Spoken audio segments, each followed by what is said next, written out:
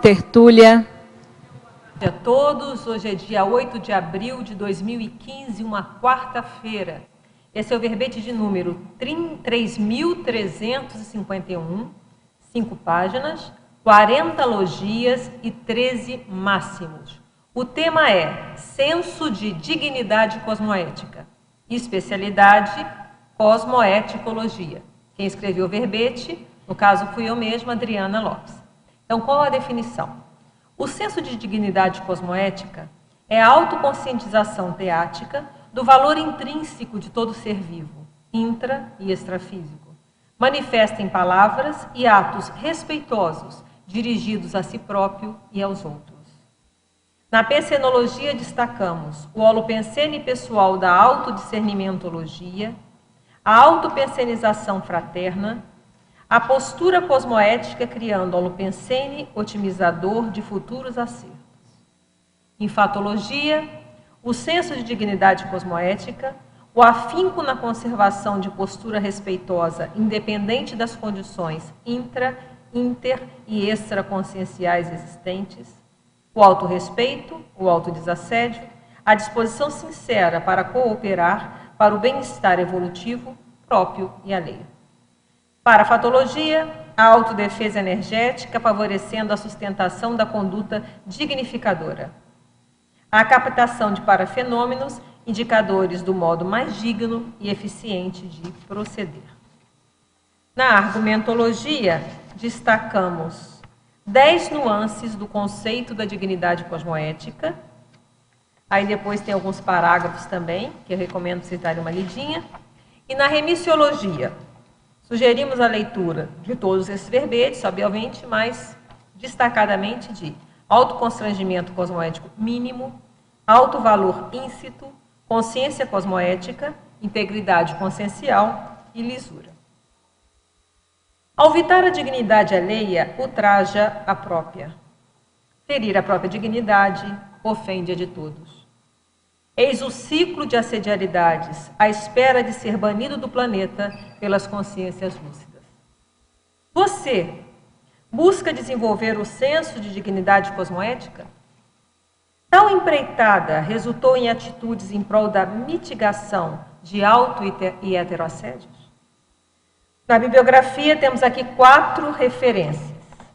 Vamos à mega-análise da turma da Enciclosapiens. Valor, teática, lucidez, respeito, probidade, integridade, ortoconduta, coerenciofilia, autenticidade, discernimento, sinceridade, interconfiança, autoconcessão, cosmoeticofilia, ortopensenidade, autoconscientização, autodiscernimentologia, autoevoluciologia, cosmoeticologia e, importante, autocriticologia. Antes de começar, eu queria frisar esse evento que tem tudo a ver com dignidade. Paz e dignidade estão estritamente ligados, e até depois eu vou citar o primeiro livro da referência, que chama Dignidade, é de uma psicóloga que o trabalho dela é justamente de mediação de conflito. E ela faz essa correlação entre os conflitos interpessoais e a questão de ferir a dignidade, com a pessoa ferir a dignidade do outro, como isso levaria, que estaria na raiz de muitos conflitos. Então, falar em paz é falar de dignidade. Então, é o 2º Encontro Internacional da Paz, Reflexões Conscienciológicas, que vai acontecer no campus de pesquisa do IPC em Saquarema. Ainda dá tempo, 18 a 21 de abril de 2015. Então, vão ter aqui vários palestrantes, muita coisa aqui para vocês poderem participar. Então, entrem em contato com o IPC e vejam como que vocês podem aí participar e ajudar e trabalhar. Tem aqui o telefone para informações e inscrições, Infos 45 2102 1448, no Rio 21 3153 7574, tá bom? Então, fica a dica sobre a paz. E antes de começar, então, por que do tema, né? Já tinha muito tempo, entre os temas assim que eu queria estudar, estava o tema do brio cosmoético. É muito falado da conscienciologia, né? O professor Valdo faz assim, né? Ter vergonha na cara, né? Então, entender o que é isso, né? Que é diferente do orgulho, porque o orgulho ele tem duas acepções. Se você olhar lá no AIS, tem até mais acepções, né? Mas vamos fazer um resumo de duas, né? Um lado mais positivo do orgulho, que seria que está um sinônimo de dignidade. E o outro lado, que tem a ver com prepotência, com arrogância, né? Então, o orgulho acaba, esse termo está mais prostituído até para o lado negativo, em muitos casos. A dignidade, não. Então, o que seria esse senso, essa dignidade? E aí, como eu falei desse livro aqui, tem exatamente um ano que eu encontrei esse livro, que foi em Portugal ano passado. Esse livro não tem no Brasil ainda, você pode comprar em inglês, o original, ou então buscar de Portugal, né? Eu acho que tem até livrarias que você consegue buscar. Então, toda a referência está aí, não precisa se preocupar. E, como eu falei, lendo esse livro, né, que pelo título já me chamou a atenção, eu comprei o livro, li, e eu comecei a refletir, não, eu acho que isso é mais, eu acho que existe um senso de dignidade. Então, tem pessoas que já nascem, mas desde novas, elas já têm essa conscientização desse respeito pelo outro maior que outros. Então, existe um senso aí, existe uma conscientização teática que a gente vai aprimorando e aumentando ao longo do tempo. Então, foi por isso que eu transformei então a ideia de fazer simplesmente o brio cosmoético para um senso. Não, isso é um senso que é um contraponto justamente à autossabotagem, que é um verbete que em breve eu vou estar defendendo aqui, que a autossabotagem é o contrário da dignidade em relação a nós mesmos, né? E tem uma correlação também muito grande com a questão de autoassédio e heterassédio. Né? O que é o heterassédio? Você vai interferir, você vai atacar a dignidade de alguém, e o autoassédio você está atacando a própria dignidade, o próprio sentido de valor. Então foi por isso que veio essa ideia do senso aí vocês agora leiam e façam as perguntas, questionem e me ajudem aí a aprofundar no tema. Então vamos responder algumas perguntas de teletertulianos. Fatologia, página 19, nas linhas 2, 3 e 4. Como ter, vamos lá, fatologia, tá. Como ter esse discernimento quanto ao momento de expressar a indignação cosmoética sem abalos íntimos ou agressões às dignidades em meio a tantas pressões externas nocivas? Então, isso tem uma correlação direta com todo esse verbete, né, com a ideia. E tem um verbete que eu já escrevi, chama instante cosmoetificador, que é aquele momento de morder a língua que eu vejo que é uma decisão. Então, por exemplo, você sofre algum tipo de agressão, direta ou indireta, intencional ou involuntária, e tem aquele momento que a gente decide como é que a gente vai responder. É um segundo, é um instante. E o que eu vejo é que quando a gente consegue, cosmoetificador, né, você mantém a nossa cosmoética, é muito mais produtivo. Se ali, aquela decisão de relaxar, geralmente a gente faz besteira, fala coisa que não deve, e depois aí tem que sair retratando e tentando resolver. Então, e essa ideia do instante cosmoetificador, quando eu li, isso foi bem antes de eu acessar esse livro, a autora fala disso, não com essas palavras, ela não chega a dizer desse posicionamento, mas ela conta a partir da experiência dela aquele momento que ela decide o que ela vai responder. Eu falei, o instante cosmoetificador, sem ser, não está dito nas palavras adequadas, né? Com essa forma. Então, eu vejo que esse momento, como fazer isso, expressar essa indignação sem abalos íntimos, primeiro, a gente tem que ter um autocontrole maior. Por quê?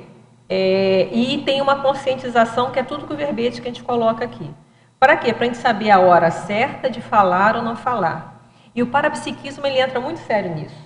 Porque o parapsiquismo nos ajuda a verificar se tem amparador na hora, como que é o melhor momento de falar, de colocar a situação. Então, eu vejo que isso aqui, para a gente chegar nesse ponto aqui, existe uma série de trabalhos, sabe? Então, por exemplo, ó, primeiro, a gente vai ter que ter um nível de imperturbabilidade para não ter o abalo íntimo na hora de falar. O nível de conscientização para entender esse problema e ver que não é uma coisa pessoal, né? E viver hoje em dia é isso, estamos na era das consréus. Isso já foi dito há muito tempo, quando foi lançado em 2003, Homo sapiens reurbanizados. Então, nós já sabíamos.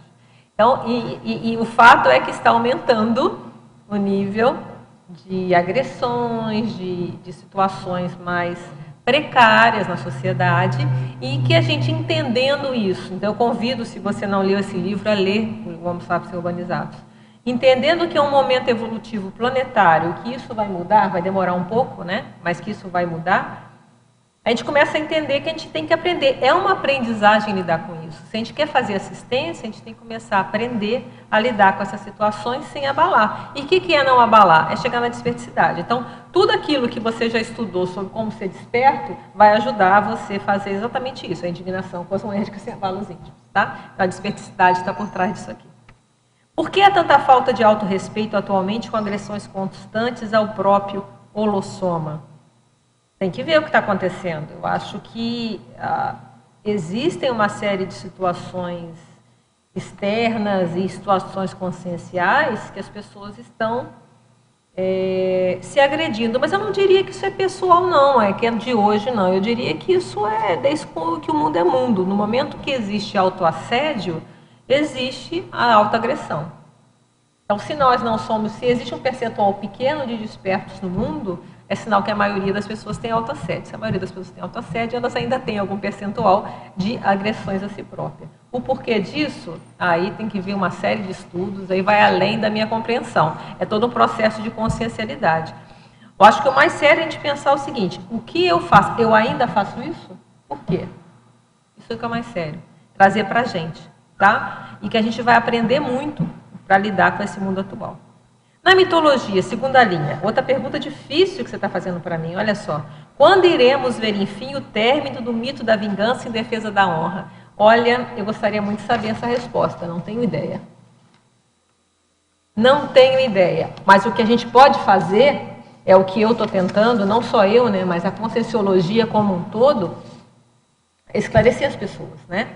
Então, começar a ver que bobagem que é a vingança. Tem um verbete, não sei se você... Eu acho que você está sempre aqui, né? Você já deve ter visto o paradoxo da vingança, né? O paradoxo patológico da vingança. É justamente esclarecer as pessoas da bobagem disso.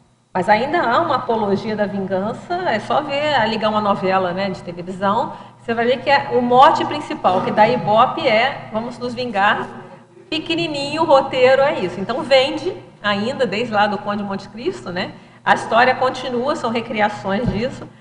Então, quando vai acabar? Não sei. Eu só sei que vamos esclarecer as pessoas, vamos falar disso e vamos acabar com isso dentro de nós. Já é meio caminho andado. Isso aí, Adriana, lembra, é baseado na lei de Talião, né? Olho por olho, dente por dente, né? Quer dizer, milenar. É. Então, multimilenária, muito bem lembrado. Então, o que a gente vai fazer? Se a gente pensar, vamos pensar grande, né? Vou falar agora em função, eu não tenho gabarito para falar isso sozinho, eu tenho gabarito de falar em função do que eu já li, né? Em relação ao Homo sapiens urbanizados, por exemplo. O que a gente pode, e o Homo sapiens pacífico, o que a gente pode pensar, se nós estamos vendo que há uma mudança no mundo, a tendência é que isso vai começar a diminuir. Depois vai haver a explosão de bons réus, que está acontecendo, segundo a teoria do Homo sapiens urbanizados, até mais ou menos 2075, quer dizer, nessa vida aqui, tenho que viver muito para poder nascer. Eu falo assim, não, é uma grande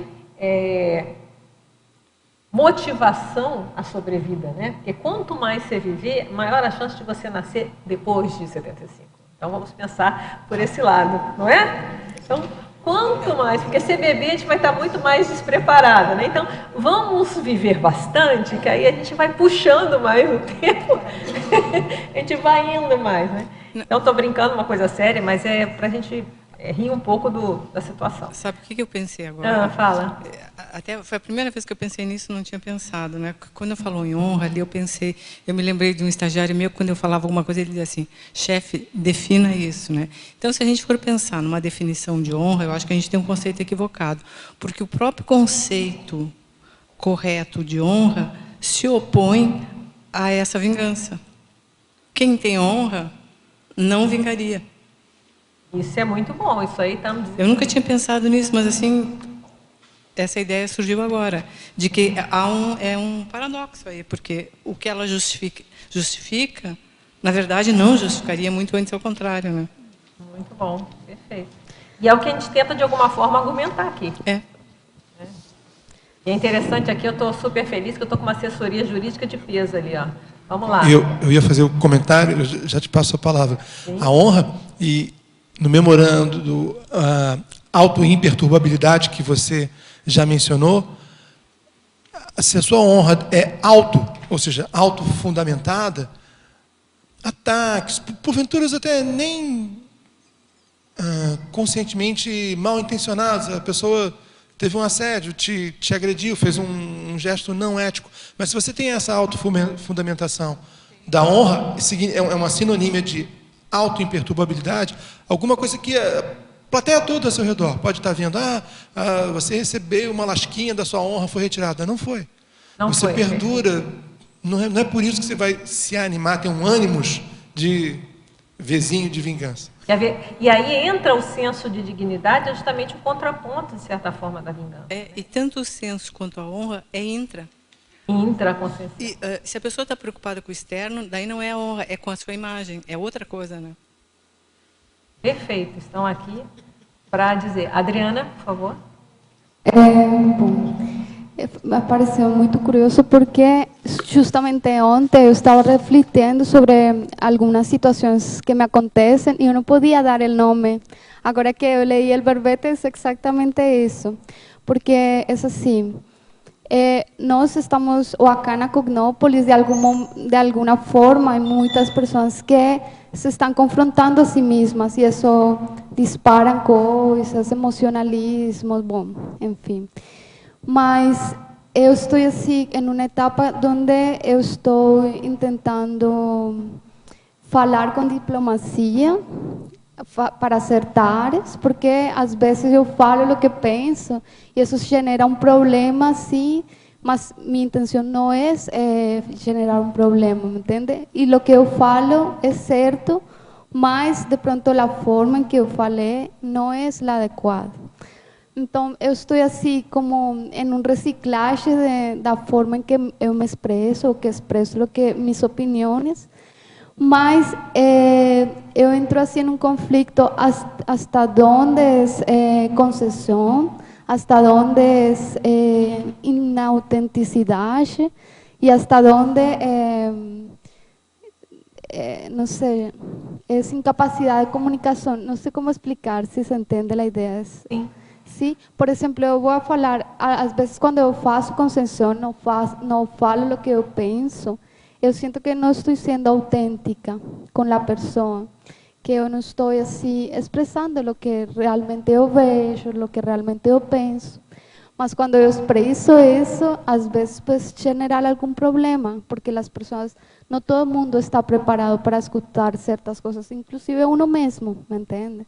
Por exemplo, o professor Valdo tem esse histrionismo para falar no momento adequado, da hora adequada, da forma adequada.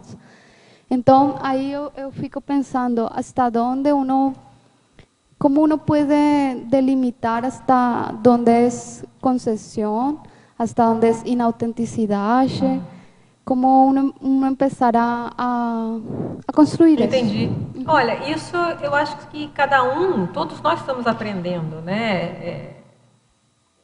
Esses verbetes todos que eu faço, ainda mais os dissensos, é para mim aumentar esse meu senso também, para eu começar a refletir, entender e tentar melhorar nisso, né? E lembrando que se nós estamos evoluindo, a tendência é melhorar sempre, né? Aumentar o percentual.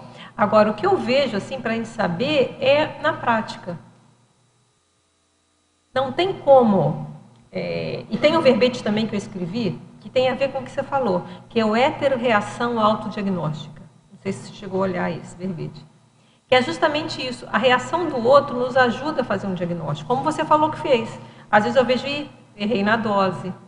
Então, isso vai exigir uma maior atenção, uma maior acuidade para saber a hora certa, o momento certo. Aí vai ter a hora que vai errar a dose, aí você vê, vou ter que consertar. Outra vez, não, acho que eu falei de menos. E o mais sério é você vai vendo os resultados. E o parapsiquismo nisso ajuda muito. Porque você vai vendo, às vezes você vê, você sentiu que o campo está adequado, sentiu que tem amparo, que está tudo positivo, você vai falando. Aí tem que ter a diplomacia de ir aos poucos. Às vezes você fala duas coisas, a pessoa já reagiu, parou. Vou falar a terceira. Então, eu acho que essa é a nossa aprendizagem, todos nós. começar a lidar, viver com o cosmoético. Acho que nós todos, até muitos de nós que chegamos no curso intermissivo, nós temos ética. Ninguém era aqui, né, totalmente amoral, acho muito difícil, né? Então, nós tínhamos. Mas agora a gente está usando isso de uma forma lúcida, de uma forma multidimensional, que não é tão fácil, multiexistencial, quer dizer, a gente vai começar a fazer os juízos, não só os juízos do momento, isso a gente já deve ter feito há muitas vidas, mas é fazer o juízo levando em conta a multiexistencialidade e a multidimensionalidade. Isso muda tudo, e isso acho que é o nosso grande aprendizado. Então, a gente vai errar, a gente vai acertar. Mas é fazendo que a gente vai saber. Então, eu vejo isso, sabe, Adriana?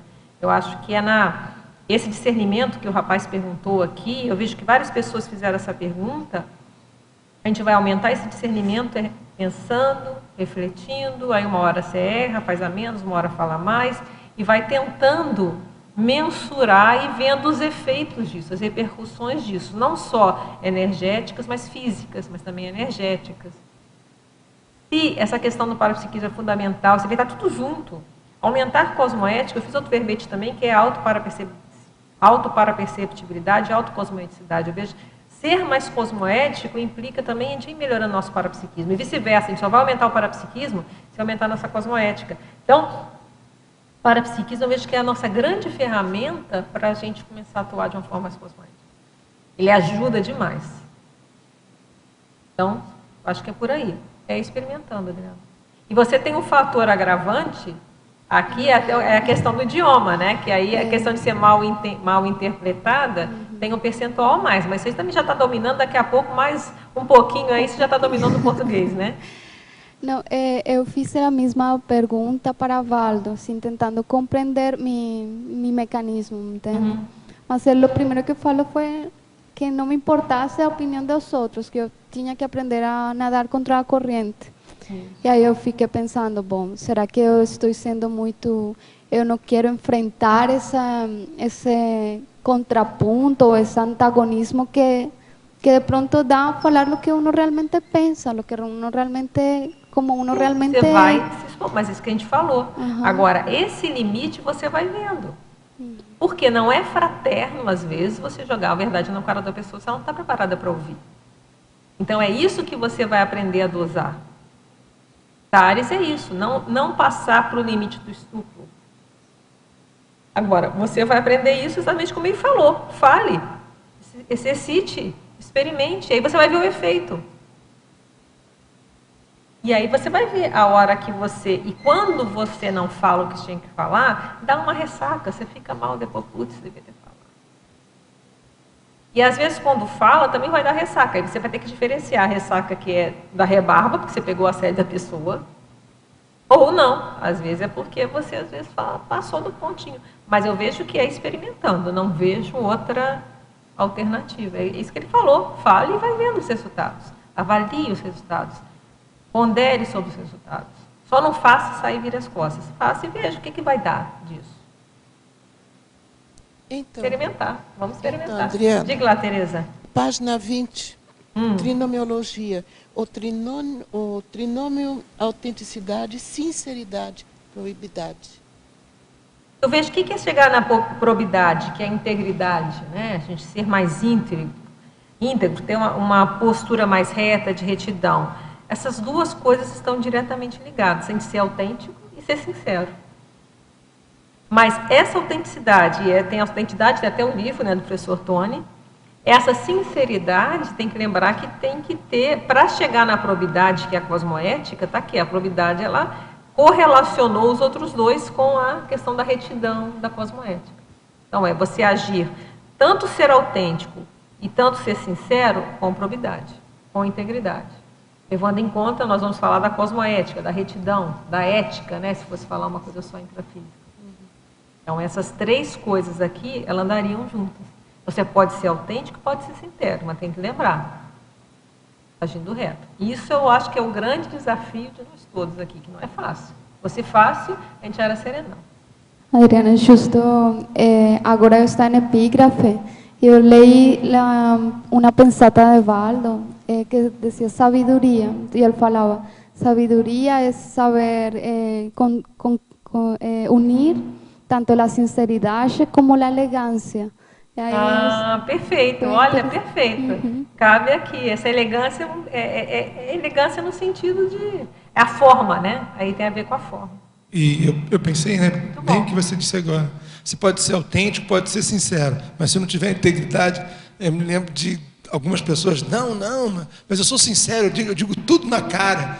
Mas depois dela dizer tudo na cara o que ela pensa, que muitas vezes o pensamento expressado é agressivo, é impróprio, né, porque vai com raiva, vai com isso aqui, faltou o que você mencionou. E aí, às vezes, a pessoa cereja ela do faz bolo. mais um assédio do que está fazendo um amparo.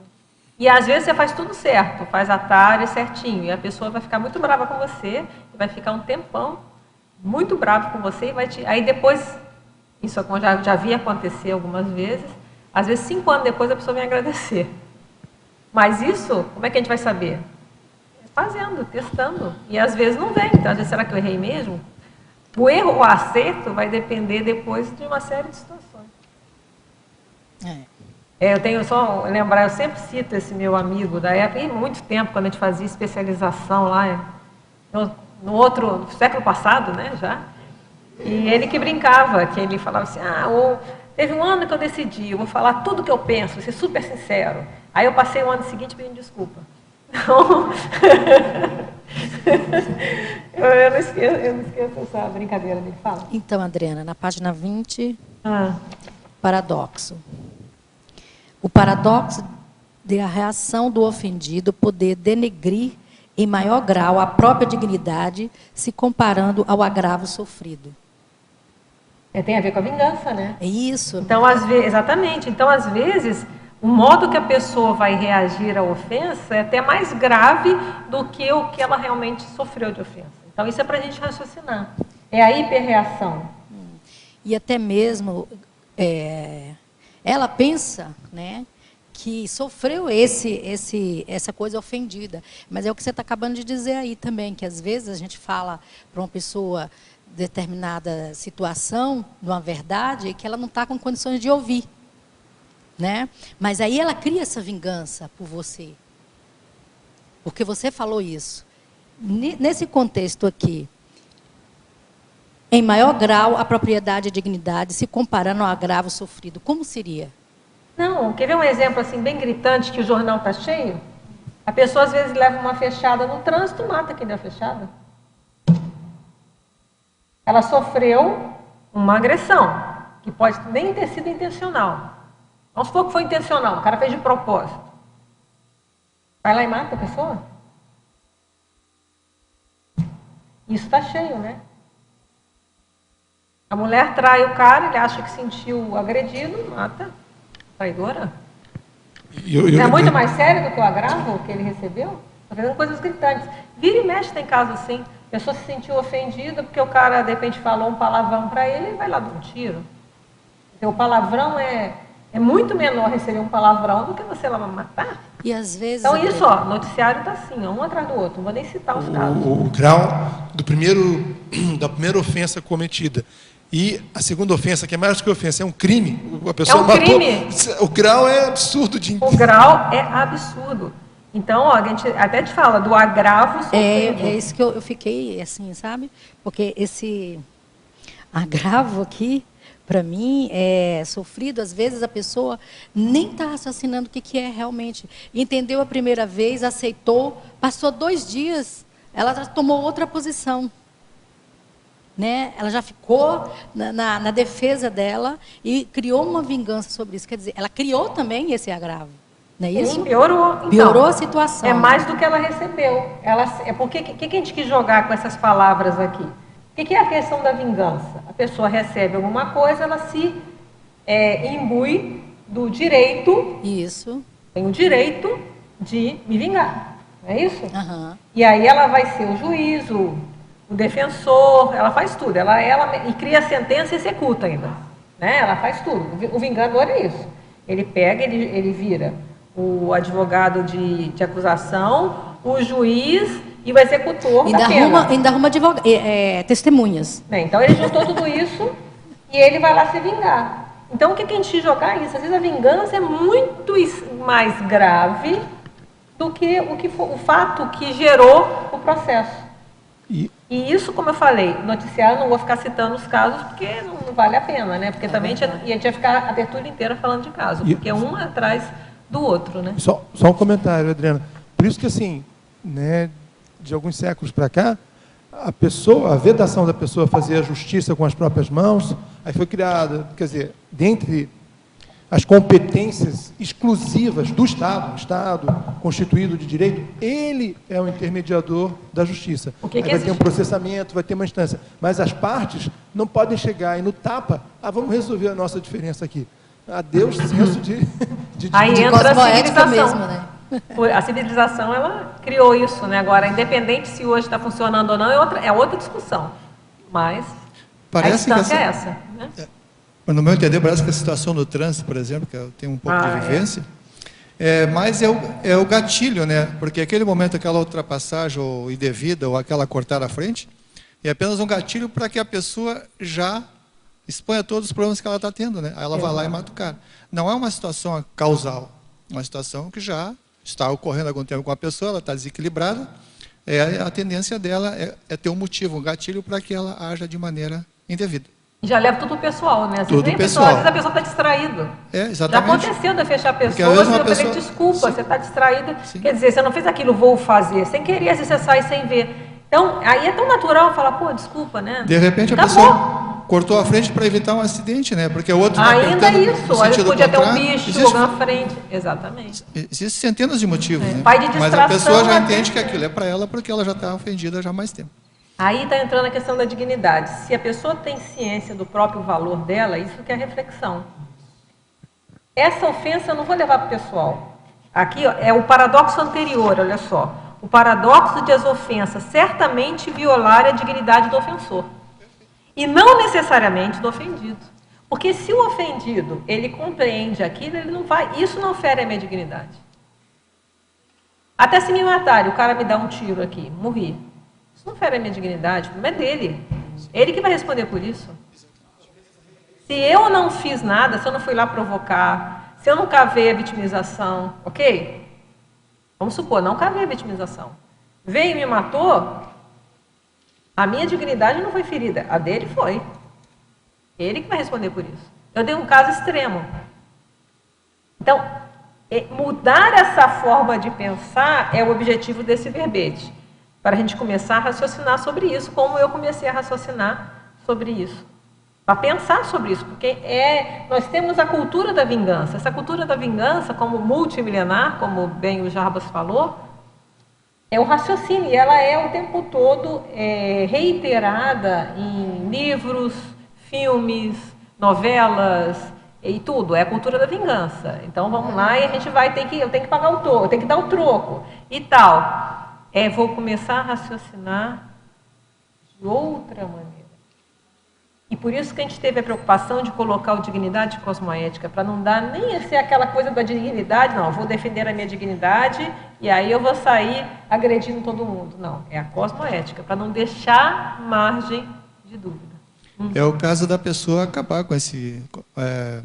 mudar o foco dos neurônios abdominais, né, para os neurônios cerebrais. Perfeito, Mário, perfeito. Perfeito. E o que eu acho que é interessante também nesse tipo de raciocínio, para a gente começar a pensar também, primeiro, mudar essa forma de pensar, de entender situações. E não ser ingênuo, começar a pensar até que ponto eu ainda sou vingativo. Por exemplo, uma pessoa que não perdoa, não é vingança? A gente até debate mais no paradoxo da vingança, né? A pessoa que vira a cara para outra não é vingança? Eu não te dá o gelo. Então, tem a vingança desde o extremo até aquelas pequenas vingancinhas cotidianas que cada um tem que pensar. Eu ainda faço isso? Por quê? Dá um verbete, a vale sutileza a da vingança. Hein? Dá um verbete, a sutileza da vingança. Sutileza da vingança aí, ó. Já o Mário já é candidato, você pode mandar o tema para esse Crossapens. Não é? Quem dá a ideia. Então, o pessoal já está aguardando o título. Mas não é? Então, essas pequenas coisinhas são muito sérias. Então, a gente traz para nós. que eu tenho a ver com isso, né? Onde eu estou nessa história toda? E isso, pelo que eu vejo na experiência e na observação, é um treino. É mudar um holopensene muito arraigado. Perfeito, obrigado. Diga lá, Adriana. Un poquito sobre lo que usted misma acabó de falar, eso de que, por ejemplo, es en un ejemplo así obvio de disparo, uno puede saber quién es el que está cometiendo el error. Mas en la cotidianidad, esa línea es un poquito más sutil entre dignidad y orgullo. Entonces, uno tiene sí que estar cualificando la intención que uno tiene para validar eso, así, que es lo que yo estoy haciendo ahora, así, como que en el momento que yo voy a falar lo que yo considero que es cierto, por orgullo, porque yo pienso que es así, punto, o porque realmente yo quiero ayudar, así, o realmente es fraterno, alguna cosa así. Mas, de pronto no son cosas muy grosas, mas eso es bien importante, porque eso continúa así, manteniendo conciencia nesse padrão, mantendo um montão de coisas assim. Então, você já está criando uma técnica. Exercita bem essa técnica, depois você dá um nome para ela e você escreve. Tá bom. Porque é justamente isso, é muito sério, você está checando a sua intenção. Uma coisa que eu vejo que é muito séria e que às vezes que eu quebrei essa regra, eu me danei, é antes de você se expor, ver o seu estado emocional. Se você está alterado, melhor é ficar quieto.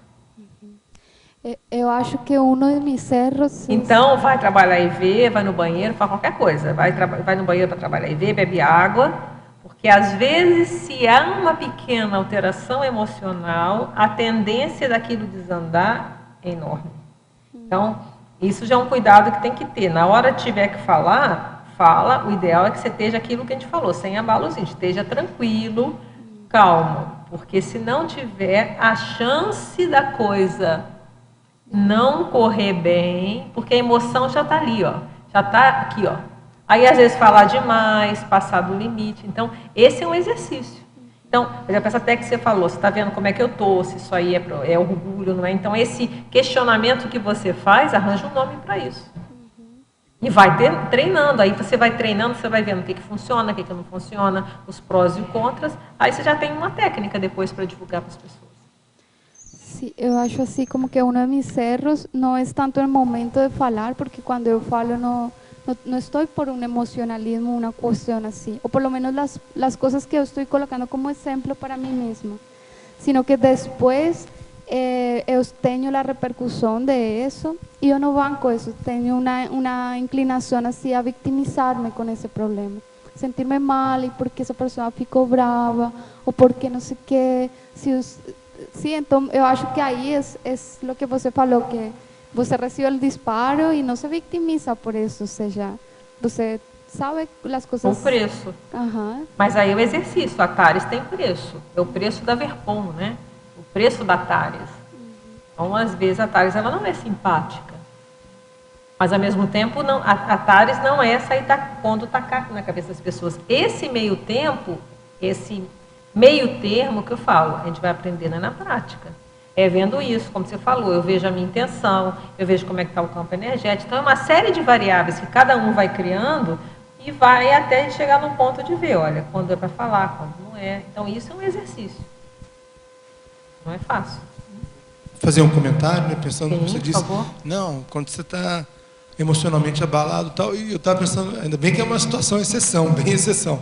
Mas às vezes você está de público numa situação não tem jeito. Que veio respira, faz evento. Algo totalmente inesperado, você está emocionalmente, você é instado a falar, porque mais ou menos teve uma, digamos assim, uma acusação formulada, e você vai naquele, e tem, sei lá, mais de 100 pessoas te olhando, esperando você dizer alguma coisa, e olhando para trás, ainda que carregado de emoção, se você conseguiu uma retilinearidade e até cosmoética, expondo, mas ainda que... você segurou a emoção.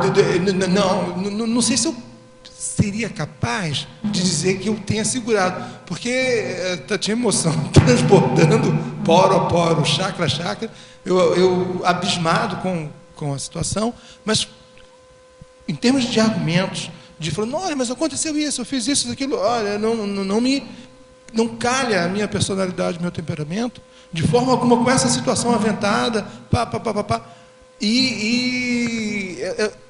deixa eu tentar ser um pouco mais sintético. Eu pensei, considerei, mas nessas situações, por exemplo, de um debate, alguma apresentação pública, ou você fazer uma palestra pública, vai itinerar, tem alguém que está inflamado, e você, por um motivo qualquer, mas é uma prática, porque para mim, apesar do absurdo ocorrido, me acrescentou. Eu vejo, eu olho, eu falo assim, e só para pegar o mood, eu fico pensando, não, mas tem alguma coisa na autobiografia que deve ter me empurrado para isso, para experimentar isso. Então, o que eu acho, Jarbas, é o seguinte, o ideal, como eu falei, né, evitar você falar na hora que você está emocionado. Agora, vamos supor, não tem jeito, você tem que falar naquela hora. Tenha vigilância redobrada, porque você tem, mas a questão da autocrítica, isso a gente fala lá no Estante Cosmoedificador.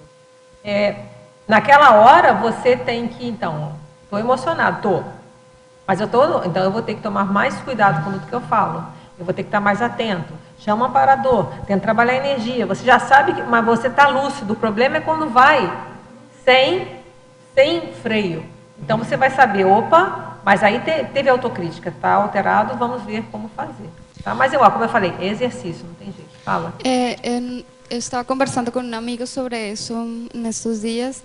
É que uma técnica nesses momentos onde está assim a situação emocional é parar um segundo e fazer um meta-análise, ou seja, mirar por cima o que está acontecendo. Técnica do sobreparamento analítico. Sair um pouco, e isso ajuda a recobrar assim, o discernimento para tentar responder da melhor maneira. Respirar fundo. Respirar fundo, sim. Tem um livro chamado, eu citei esse livro no Paradoxo, da autossabotagem, que ainda não saiu o verbete. Não vou saber o nome do livro agora, eu peço para vocês esperarem, então, vai estar lá na bibliografia do livro. Que ele, geralmente, quando ele fala da autossabotagem, pela teoria dele, existe um cérebro sábio e um cérebro sabotador. E como é que ele faz para ele voltar para o cérebro sábio? É uma forma de concentração. Ele faz, por exemplo, ele mexe aqui, ele põe toda a atenção, por exemplo, na parte sensorial. Ele mexe o dedo dos pés, no caso. Então, ele diz lá, é uma coisa cerebral, ele explica lá pela neurociência.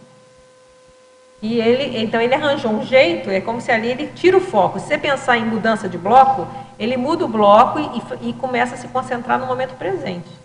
E aí ele diz que... Eu já tentei fazer isso, para mim não deu muito certo, mas eu acho que é uma técnica para cada um ver se funciona. Então, o que eu entendo? Há uma mudança de bloco, e a pessoa se concentra no momento presente, como se pode ser na respiração, e aí você ficaria mais lúcido para o momento. Então, cada um tem que ver como que funciona. Tá? Pensando com relação à emoção, é como ela consegue tirar a nossa lucidez e o discernimento. Tira, a emoção tira. Porque vai bater, provavelmente, em algo que eu tenha mal parado em mim. Então, é como se fosse lá e cutucasse aquilo... Vem à tona e a gente perde o controle, né? Mas você entende que nesse caso o problema é nosso? Sim, o problema é meu. Tem que assumir a nossa ferida. Exatamente. Quanto mais a gente tiver blindado, aí vai chegar na tal imperturbabilidade, que não é fácil, que está lá, Auto-imperturbabilidade, não está lá no memorando. Mas a falta de lucidez justamente é por isso, porque eu tenho algo mal parado em mim, então quando o Jarbas fala algo e que aquilo bate na minha emoção, vai bater lá numa insegurança minha, e daí a minha reação é desproporcional até ao comentário que ele fez. É desproporcional à provocação, né? A reação muito desproporcional. Tem algo mal parado ali que é bom averiguar. Incomodou e tem, né? E é só analisar. Eu acho que esses calinhos são muito importantes. Cada um avaliar o que me tira do sério. Porque geralmente o que tira do sério é aquilo que está mal resolvido. Às vezes, se a pessoa é muito bem resolvida em alguma área da vida, podem xingar ela de tudo, ela sabe que aquilo ali não vai pegar. Agora, se tem alguma coisinha na hora que fala... Não, aí não. Então, o problema... Voltando à argumentação, o problema é da pessoa, não é do outro. Não, e a gente percebe, pelo menos eu percebo o seguinte... O outro tem direito de falar o que ele quiser. Agora, como eu vou reagir, aí é minha responsabilidade. Porque às vezes quando tem um repeteco daquela mesma situação e eu já trabalhei o que estava por trás, às vezes, já aconteceu isso comigo, assim, que eu tinha uma amiga que ela me tirava assim do sério num segundo. E eu pensava, mas de novo, eu sempre caio nessa esparrela, né? Eu disse, não, eu vou me controlar. Mas eu não fazia a reciclagem que eu tinha que fazer, entende? Eu só queria ter, né, ficar que nem um lorde inglês lá. Não ter reação nenhuma. Mas o que aconteceu? Passou o tempo, eu fiquei um bom tempo sem vê-la, e quando eu encontrei novamente, ela fez... Sabe quando, assim, ela vai no ponto, ela né? vai naquilo, até daí não foi comigo, foi com uma outra amiga. Mas eu li, eu comecei a rir, eu não parava de rir. E daí eu pensei assim, nossa, ela não mudou nada, ela continua a mesma. Mas mudou que você. bom que eu mudei, porque não me incomodou mais. Eu vi a infantilidade Problema dela, da pessoa. a manipulação que ela fazia, sempre a mesma, sabe? Ô, Então, Mari, quando eu mudei, não me incomodou mais, né? mas Então, se emocionou, ela foi uma dançou. grande professora, não foi, não? Hã? Ela foi uma grande professora para você, não foi, não? Ah, foi, porque ela ficava me apontando algo que eu tinha que reciclar. Não, eu sou grata a ela até hoje. Eu sou muito grata a ela. Porque justamente ela apontava aquele traço que eu tinha que reciclar e que eu não... Não dava Eu estava conta. querendo controlar, eu não queria Naquele reciclar, eu queria momento. só uma maquiagem, sabe? Bom, aí a diferença entre repressão e compreensão. Exato. Uma coisa é reprimir, fazer aquela cara de paisagem, por dentro está morrendo. Nossa, vai Faz aquela pular. cara de paisagem, né? Em Lorde inglês. Outra coisa é por dentro, é esse que é o nosso exercício, é estar por dentro tranquilo. Aí. Isso é, para chegar lá naquela imperturbabilidade, é o exercício. E eu vejo que a gente vai chegar lá a partir da compreensão e da prática. Então, a compreensão é isso, é raciocinar, ponderar, argumentar para si mesmo. A prática é ver na hora, como é que eu reagi? Epa, não deu, tem que fazer uma técnica. Como é que eu faço para não perder as estribeiras? Cada um vai ver o que funciona na hora. Né? E aí você junta aquilo, você já se conscientizou que aquilo é uma bobagem. Então agora vamos ver, só que a reação está lá, é um reflexo condicionado, um vício. Então vamos consertar esse vício. Como? Cada um tem que ver sua técnica. Você falou a diferença entre repressão e compreensão. Na hora veio um estalo de um neologismo. Pega o comecinho de uma palavra, junta com a outra. Fala. Recompreensão. Tipo assim. Deu certo. Você Outro verbete para o Jarva fazer. Hoje tem várias pessoas aqui que vão sair. Tá cheio de verbetógrafos. Com já um tema para escrever. Bom, a inspiração é minha, mas quem pegou o negócio foi você, não tira o coco fora. É tu. Sim. Então, na página Vai falar? 20, no binômio. O Diga binômio lá. interconfiança e ortovínculos. Tá. Achei interessante isso, podia explanar? Olha só, para a gente ter vínculos cosmoéticos, eles têm uma correlação enorme com uma confiança mútua, né? Então, essa confiança um no outro é que nos ajuda a ter vínculos cosmoéticos. Então, isso quer dizer, uma coisa tem uma correlação com a outra.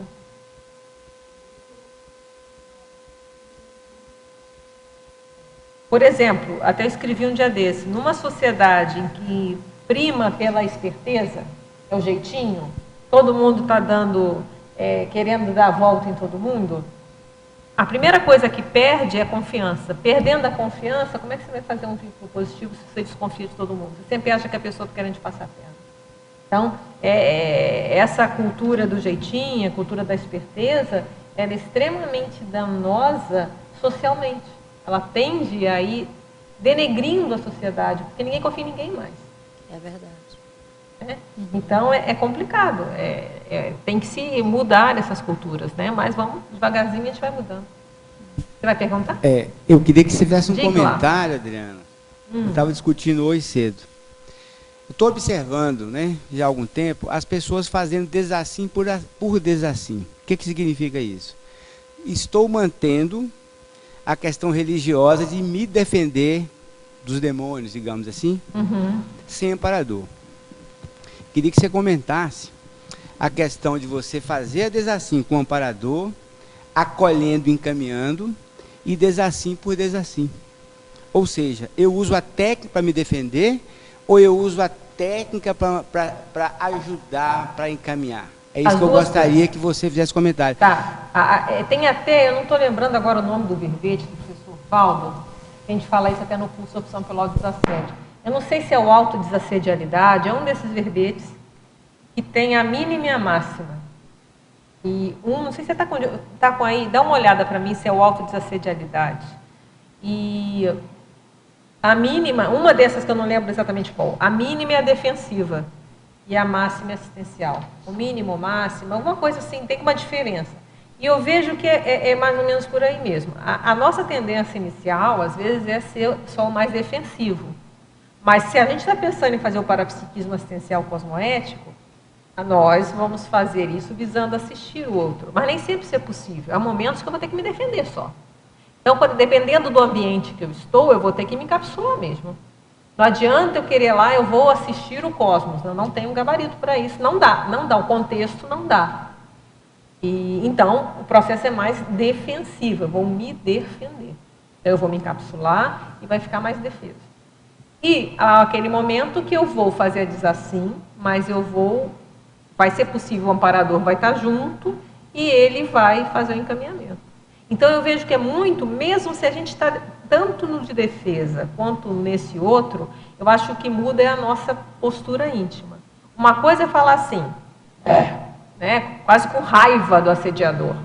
E isso, aí ela por incrível que pareça, ela já não é tão efetiva. Porque você já está com raiva, já está com emoção. Você, às vezes, vai afastar, vai se defender, mas você não tem raiva daquele assediador, mas vai se defender. É a questão do que eu sempre falo do leão. Eu não tenho a menor raiva do leão, acho linda a onça pintada que tem ali na... Acho linda. Agora eu vou fazer cafuné nela. Mas eu não tenho raiva dela. Então, existem consciências que são uma onça pintada, um pouco melhorada. Quer dizer, estou falando assim, em termos de instintos. Ela não tem condições hoje de... Não quer, por exemplo, ser assistida. Então, eu vou me defender, mas não quer dizer que eu vou ter raiva. Esse é também um exercício que a gente tem que começar a aprender. Porque entendeu a diferença? Então, mas o mais sério faça desassim. Seja como for, ela é fundamental hoje em dia.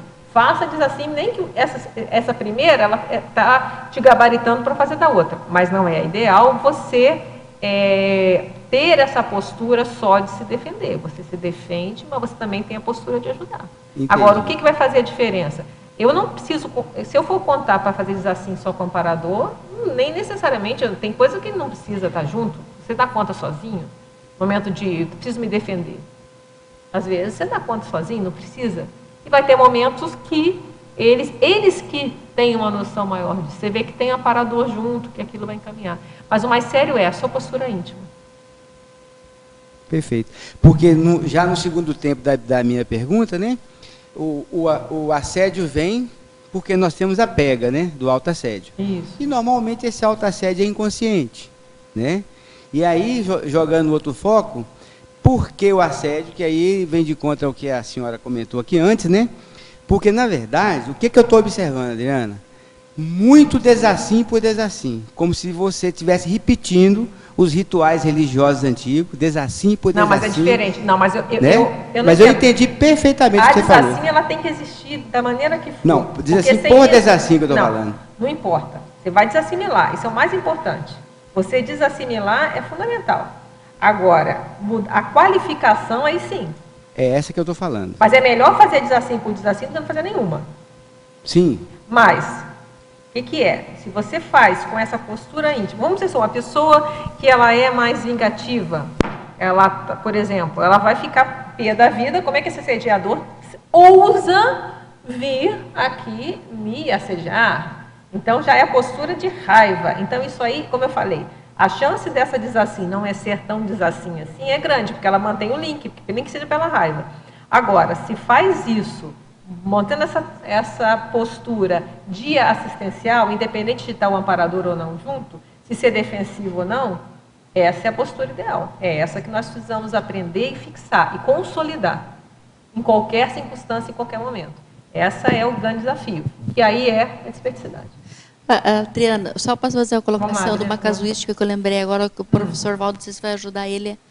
Sabe que o médico tinha o paciente com câncer, né? Era uma criança. Aí o que aconteceu? Ele pegou a doença. Ele não desassimilou. Exatamente. Então, quer dizer, ele assimilou e ele não fez. Exatamente. Então, acho que isso é minha ideia para ilustra para o colega ali. É excesso de compaixão, às vezes, a pessoa vai pro buraco mesmo. Adriana, también estaba pensando acá con lo que ustedes falam que es poco inteligente ficar en esa briga, porque los desafectos crían más interpretación. Entonces, al final, si no resuelve ahora, va a resolver en otra vida y va a continuar con lo mismo, ahí con ese mismo asedio, con ese mismo desafecto. O sea que lo más inteligente sería tener el afecto, intentar resolver eso de la manera más adecuada para abrir los lazos assim entre as pessoas. Eu concordo. E esse que você, no verbete autodesassediariedade, na exemplologia, né? Autodesassediariedade primária. A primária, isso é aí, a consciente, mas predominantemente de autodefesa. Tá vendo? Dá uma lida nesse ainda imatura. E a outra agora, autodesassediariedade evoluída. Consciente, as duas são conscientes, mas predominantemente de interassistencialidade. Perfeito, eu lembrei certo, só esquecia o qualificativo. Então, é isso mesmo. Lê o verbete autodesassediariedade do professor Valdo, que é justamente ele joga com esses dois tipos. Os dois tipos são importantes. Argumentologia.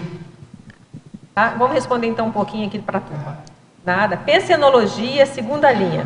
Gostaria que falasse a respeito de a postura cosmoética criando o holopensene otimizador de futuros acertos. É a questão da forma holopensênica, né? Se a gente começa cada vez mais a exercitar, atuar de uma forma cosmoética, a gente está criando uma forma positiva que isso vai favorecer que a gente atue cada vez mais dessa forma. Patologia, página 19, final da segunda linha. O discernimento, isso aqui a gente já falou, né? Quanto ao momento de expressar indignação cosmoética. Acho que isso a gente já falou bastante. Poderia elucidar a captação de parafenômenos, indicadores do modo mais digno e eficiente de proceder? Isso aqui é uma resposta para a pergunta anterior. Então, muitas vezes, que a gente já falou com a Adriana várias vezes também, que um parafenômeno ele pode mostrar a melhor forma de proceder. Então, você está lá, você não sabe o que fazer. Aí você vai, às vezes, ver que a aura da pessoa começou a expandir. Epa, peraí. Chegou um parador dela ali, tem uma energia diferente. Então, acho que dá para falar alguma coisa. A melhor forma é fazer assim. Ou não, você vê que às vezes tem indicadores que nem entra para fenômeno, é indicador físico mesmo. A pessoa está com o rosto transtornado, alterado. Entra naquele verbete que eu já falei, que é a cantilena autoassediante. A pessoa já está falando a mesma coisa, o disco foi arranhado. Você vai tentar fazer tares naquele momento? Não tem chance. Então, às vezes você vai ver, não, tem consciência aqui, entra para o fenômeno. Peraí, o que eu faço? Tento assimilar, vou desassediar essa pessoa primeiro, acalmar, para depois tentar fazer a tare. Então, o parapsiquismo às vezes vai ajudar, e não só o parapsiquismo, lembrando físico mesmo, você vai olhar o rosto da pessoa, você conhece a pessoa, está transtornada, está falando a mesma coisa, você acha que ela vamos acalmar primeiro, né, dar um copo d'água, né, fazer alguma coisa, depois tentar agir da melhor forma. Essa pergunta é a do paradoxo, a gente já comentou as duas, né? Do ofensor e a reação do ofendido poder denegrir em maior grau a própria dignidade comparado ao agravo. Também já falamos sobre isso. Gostaria que comentasse a frase enfática. Vamos lá ver a frase enfática. Como a gente está com bastante perguntas aqui, por isso que eu estou, aquelas que a gente já respondeu, essas perguntas são desde o início, então vocês provavelmente já escutaram a resposta, por isso que a gente não está repetindo, tá bom? Aviltar a dignidade alheia, ultraja a própria. Ferir a própria dignidade, ofende de todos. Isso que eu quis jogar. Eis o ciclo de assedialidades à espera de ser banido do planeta pelas consciências lúcidas. Então, nós vamos nos incluir aqui na consciência lúcida e vamos tentar cortar esse ciclo, que é o ciclo da vingança, de certa forma, e o ciclo de assédio, né? O que a gente quer dizer? Aviltar a dignidade alheia, ultraja a própria. Isso que a gente colocou aqui, já várias pessoas colocaram, você colocou, a Mara e o próprio Jarbas, né? Na hora que a gente vai ferir a dignidade de alguém, ofende alguém, o primeiro ofendido é a pessoa, ela está ofendendo a dignidade dela, é aquela vergonha alheia, né? Que você olha assim, vergonha alheia, né? Então, a pessoa, ela está denegrindo a própria dignidade na hora que ela faz isso. Isso que eu estou falando, eu não falo sozinha. Essa dona aqui, a autora, né, desse livro aqui, não sei quem chegou depois, ela fala exatamente isso, tá? Então, isso aí também, esse argumento corrobora com o argumento dela. Que a pessoa fere a própria dignidade. E o contrário, isso ela não falou, mas ferir a própria dignidade, eu estou entrando aqui na questão do autoassédio, ofende a de todos também. Então, eu vou falar por mim, eu acho que a maioria das pessoas pode perceber isso. Ver uma pessoa, alguém, num nível de degradação muito sério, nos toca, enquanto ser humano, enquanto integrante da raça humana. Então, tanto ver uma atrocidade, como ver aquela pessoa, às vezes por ela própria, seja por um vício, seja por qual razão for, ela se denegriu de tal maneira, isso não é uma coisa, isso nos fere. A nossa dignidade enquanto raça humana, enquanto valor humano, também fica ofendido. Então, isso é importante para a gente pensar, toda vez que nós nos autoassediamos, nós estamos também ofendendo os outros. A gente, de certa forma, nós estamos dando um mau exemplo. Nós estamos também... isso não implica só em nós, isso tem repercussão. Então, isso que a gente quis refletir. A gente chega a colocar aqui, ó, em algum lugar, no espelhamento, né, no número 7 das nuances do conceito de dignidade, a gente fala: o atentado à dignidade de consciência, consciência e pré-humanos, vamos incluir também os sub-humanos aqui, que é triste você ver, né, às vezes, já tem hoje, tem muitas pessoas defendendo, né, às vezes, tem recentemente a foto de um cachorrinho totalmente maltratado, rodou na internet, em tudo quanto é lugar. Isso nos mexe, né? Afeta a dignidade do observador, enquanto integrante da humanidade terrestre, intra e extrafísica. Do contrário, a preservação da dignidade do outro reforça o senso de dignidade do observador, ao ver-se enquanto ser vivo, merecedor de valorização e respeito. Então, no momento também que nós valorizamos o outro, esses atos memoráveis que nós vemos, né, de respeito ao outro, que pode ser um respeito pequeno ou pode ser um respeito grandão, eles também nos mostram o senso de valor. Eu vi essa semana, acho que foi a semana antes da Páscoa, né, uma coisa simples e que me chamou muita atenção. Não vou dar muitos detalhes, mas era na televisão, estava mostrando um monte de criancinhas, uma festinha de Páscoa. Eram crianças muito pequenas, eu não sei avaliar a idade, porque tanto tempo que eu não lido com criança, né? Deve ser uns 5 aninhos, porque elas iam andando assim, tinha que andar em filinha na cordinha, assim, então é criança bem pequena. Então eles fizeram uma série de atividades e no final cada um ganhou um ovinho de Páscoa desse tamanhozinho assim. Aí mostrou muitas crianças toda lambuzada de chocolate. Aí tinha uma segurando o ovinho dela, aí foi entrevistar: você não vai comer o seu ovinho? Ela: não, eu vou comer em casa, porque eles vão gostar de comer também com a minha família. Não, eu vou comer com a minha família, eles vão gostar de comer também. É um ato simples, mas eu falei, gente, isso vem de pequeno. E ela não falou, o que me chamou a atenção, porque a criança não falou com aquele tipo assim, não, tem que comer, nada que é coisa de obrigação, eu tenho. Não, ela falou rindo, tão feliz, não, eu vou comer com a minha família porque eles vão gostar também. Aquilo, eu falei, gente, aquilo, eu fiquei assim, caramba, será que eu faria isso quando tivesse essa idade? Será que eu teria tido essa reação? Então, você vê como é que vem de pequeno. Entra. E aí eu falei, gente, mas olha que profundidade. E assim, era um grupo de pessoas assim, de baixa renda, né? Então, eu não sei nada, né? Se a pessoa tem dificuldade, se não tem, mas não importa. Mas é muito sério. Então, é muito interessante esse relato. Então, são pequenos sinais que a mim me fez pensar muito. Pena que não gravou, né? Essas coisas a gente não sabe quando vai aparecer, né? Isso que você contou agora, tem uma expressão em alemão que é Ich würde an dich, ou an dir. Quer dizer, através do outro, eu me torno eu. Aí você contou essa historinha, tipo assim, legal, ela afirma a personalidade, o ego no bom sentido, nada egocêntrico, mas através do outro, essa divisão, eu me torno eu. Olha, o é uma coisinha assim, novinha assim, né? Da a alteridade. E um outro comentário que eu ia fazer, desculpa. E a felicidade dela falar isso que foi a diferença. Não é coisa assim, eu tenho que ir. A felicidade, ela falou, eles vão gostar. Olha. Nesse livro que você cita aqui, né, o prefácio é do Desmond Tutu, e quando você falava do item 7, o atentado à dignidade de consciência, consciência, pré-humanos, a dignidade do observador, eu estou um pouco na dúvida, espero que tenha sido um dos dois. Ou foi o Tutu ou o Mandela, que Ele tem um livro também de perdão bem interessante. Uma frase famosa, tipo assim, a injustiça contra um ser humano é uma injustiça contra toda a humanidade. Toda a raça humana. É o que eles falam. É do Mandela?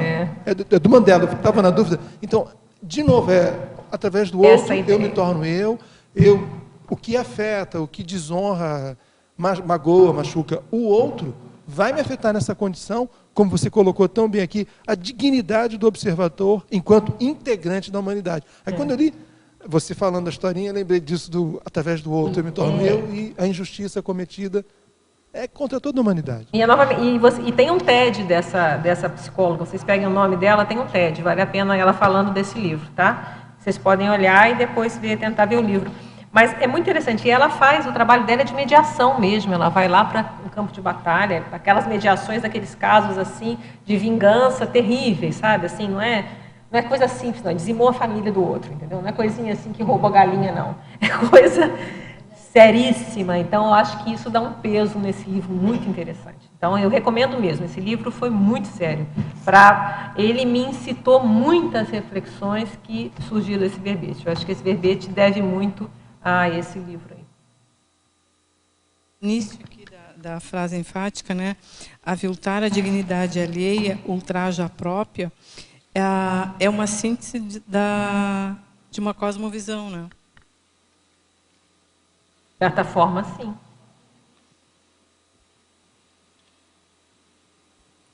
Que é o todo, né? É o todo. Ultraja todo mundo. Não desaparece a unidade e fica um todo. Sério. Em sindromologia, está perguntando lá da Alemanha, você falou alemão, ela entendeu perfeitamente, né? Então tem alguém que entendeu tudo que o Jarbas falou sem tradução, né?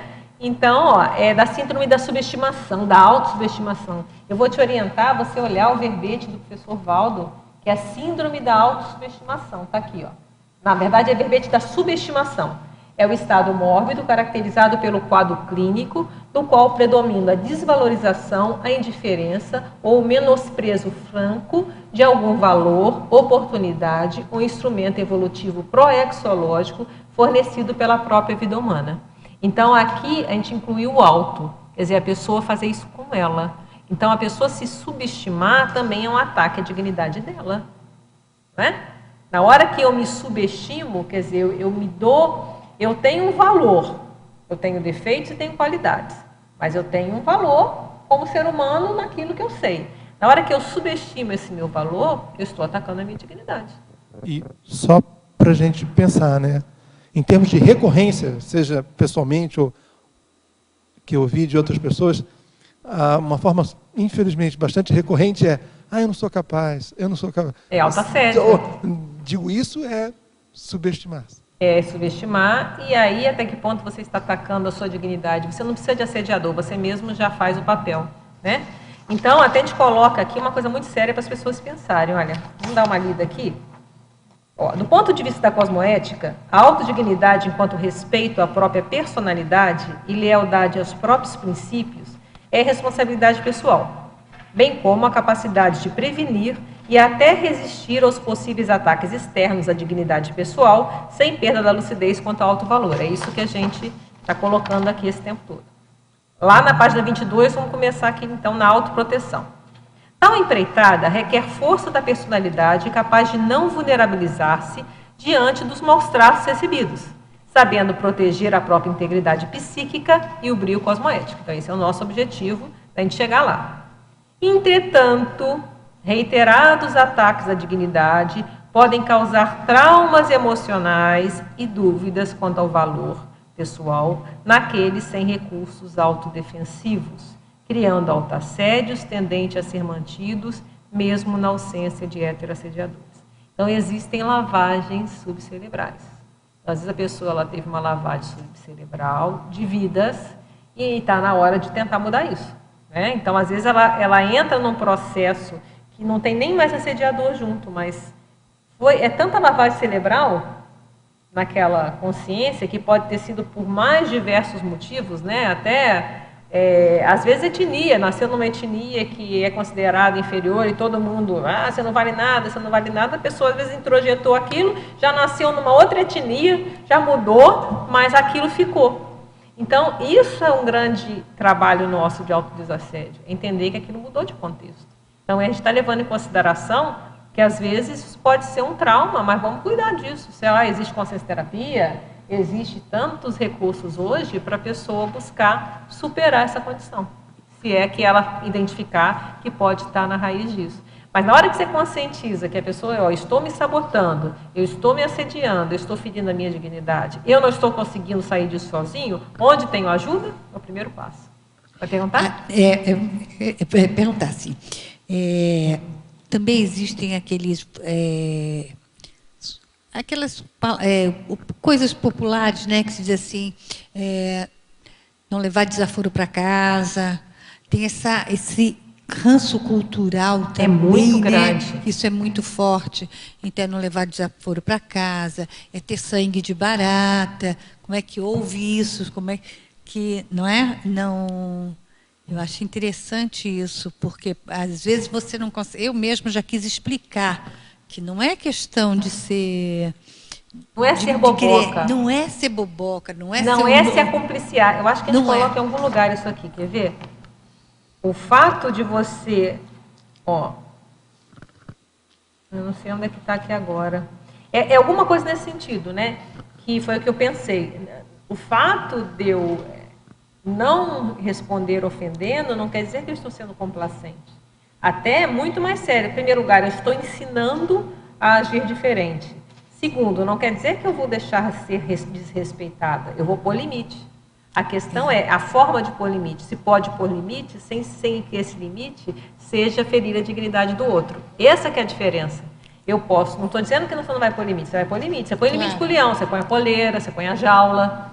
Então não quer dizer, mas não quer dizer com isso que eu vou lá e machucar, vou dar um tiro, vou machucar o bichinho, por exemplo. Entendeu? Eu posso, e vamos pegar o ser humano, é a mesma coisa. Existe uma série de mecanismos, inclusive jurídicos, de às vezes proteger, fazer uma proteção, mas não quer dizer que eu vou lá ferir a dignidade daquela pessoa. Eu vou impor, eu vou colocar a posição, vou dar o limite, sem que isso implique em ofender. Essa que a gente tem que aprender. Há uma banalização da ofensa. A cultura, de certa forma, ela banaliza, dá o direito de ofender. Se eu fui ofendido, eu tenho o direito de ofender. A questão é, não há o direito de ofender. Então, se você pegar a Constituição ela diz que tem que preservar a dignidade humana. Se pegar o direito, as duas estão aqui, que está aqui no computador, quer ver? Tanto a Constituição dos princípios, lá no início, lá dos princípios fundamentais, tem aqui a minha assessoria aqui, Perfeito. Então, temos aqui, depois não vou entrar nisso aqui, depois vocês sigam aí a turma ali, que temos hoje eu estou muito bem, como eu falei, assessorada. Então, tanto isso, os direitos do direito da pessoa humana, como é que é o nome? Direitos universais dos direitos humanos. Então, dignidade da pessoa humana. Então, isso aí, juridicamente, isso aí está tudo... Então, isso já se sabe no papel. Agora, ainda no dia a dia, a questão ainda... o que eu vejo uma banalização sobre o direito de ofensa. Não vou levar, posso ofender sim, posso xingar sim. Não, peraí. Alto lá. Eu posso dar limite? Posso e devo. A gente tem que reeducar as pessoas. A questão é o limite disso. Isso que nós temos a aprender. Que aí entra a cosmoética. E aí muda tudo. A educação. Educação cosmoética. Então, é porque aquele extremo. Então, se eu não fizer isso, eu sou um banana. Não. Às vezes, como foi falado, às vezes a honra, até a Mara citou o conceito de honra, né? É fazer isso de uma forma digna. E tem pessoas assim, não é? Isso aqui não é só dentro da Consciologia, não. É só você olhar os livros. Tem pessoas que têm isso, já tem isso íncito, né? Essa condição de você se posicionar, colocar o que é correto, sem com isso precisar ferir a dignidade de ninguém. Porque essa ferir a dignidade que é a tese desse livro, é que dá os conflitos.